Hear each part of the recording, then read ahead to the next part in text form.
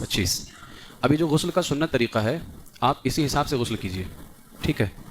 جس پر غسل فرض ہو یا نہ ہو اسی حساب سے کریں، جس کو پاکی حاصل کرنا ہے وہ پاک بھی ہو جائے گا، اور جو یوں ہی غسل کر رہا ہے وہ یوں ہی بھی ہو جائے گا۔ یعنی یہ جو غسل کا سنت طریقہ ہے یہ دونوں میں کام آتا ہے، ٹھیک ہے؟ وہ میں نے اس وجہ سے آپ کو بتایا تھا فرض اور احتیاط، تاکہ آپ اس مسئلے کو اپنے ذہن میں بہت اچھے سے بٹھا لیجئے، ورنہ غسل کا جو سنت طریقہ ہے آپ کو ہمیشہ اسی طرح سے غسل کرنا ہے۔ اس میں 16 پوائنٹس ہیں۔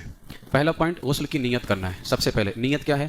پاکی حاصل کرنے کے لیے غسل کرتا ہوں، اور بھی کوئی اچھی نیت کر لیں، اس لیے کہ مومن کی نیت اس کے عمل سے بہتر ہوتی ہے، اور اچھی نیت آپ کریں تو اگر عمل بعد میں کریں گے تو بعد میں تو 100 ملے گا ہی، اچھی نیت پر بھی اللہ صاحب عطا فرماتا۔ آپ نیت کر لیں کہ میں غسل اس لیے کر رہا ہوں تاکہ میں نماز پڑھوں گا، نیت کر لیں کہ میں قرآن پاک کی تلاوت کروں گا، نیت کر لیں کہ میں غسل کر کے اللہ کے گھر میں جاؤں گا، نیت کر لیں کہ میں غسل کر کے اپنے رب سے قریب ہو جاؤں گا۔ یہ ساری چیزیں ہیں، جو بھی بھلائی کی نیت آپ کر لیں۔ میں غسل کر لوں گا، اس کے بعد انشاءاللہ تعالیٰ 2 رکعت نفل نماز ادا کروں گا، آپ اچھی نیت کوئی بھی کر لیں تو اس پر آپ کو 100 ملے گا۔ تو غسل کی نیت کیا ہے؟ عربی میں نیت ضروری نہیں ہے، اور علماء نے فرمایا جو زبان آپ نہ سمجھیں اس میں نیت بیکار ہے، اس میں نیت بیکار۔ آپ سمجھ رہے تو نیت کیا ہے؟ نیت دل کے ارادے کا نام ہے، آپ سمجھ ہی نہیں رہتے دل کا ارادہ کہاں سے بنے گا؟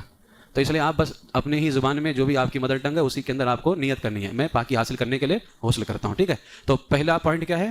غسل کی نیت۔ پھر پہلے دونوں ہاتھ گٹھوں تک 3 مرتبہ دھوئے۔ اب اسی طرح سے کرنا، یہ ترتیب ہے، اس لیے میں نے ہر ایک میں باہری شریعت میں جس طرح سے حضرت نے بیان کیا اسی طرح سے فقیر نے یہاں پر لکھا ہے اس کو۔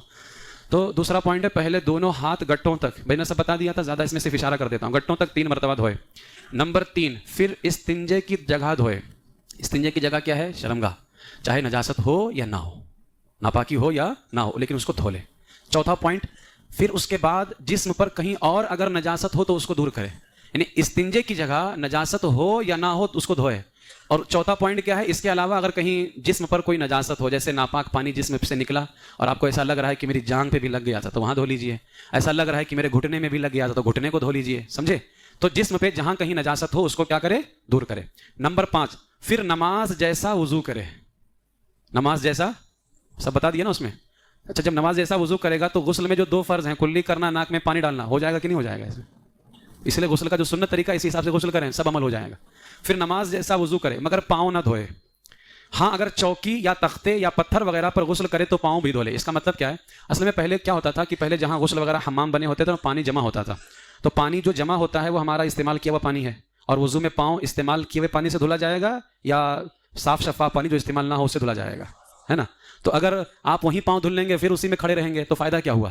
لیکن اب عام طور سے آج ہمارے یہاں پانی بہ رہا ہوتا ہے، اگر پانی بہ رہا ہے یعنی پانی جمع نہیں ہو رہا ہے تو آپ اسی ٹائم پہ پاؤں دھو لیجئے۔ پانی اگر وہاں جم رہا ہے تو پاؤں مت دھوئیے، سمجھ گئے؟ پانی اگر جم رہا ہے وہاں پہ رک رہا ہے تو پاؤں نہیں دھونا ہے، اور اگر پانی بہ رہا ہے تو پاؤں اسی وقت میں دھو لینا ہے، ٹھیک ہے؟ یہ 5 پوائنٹ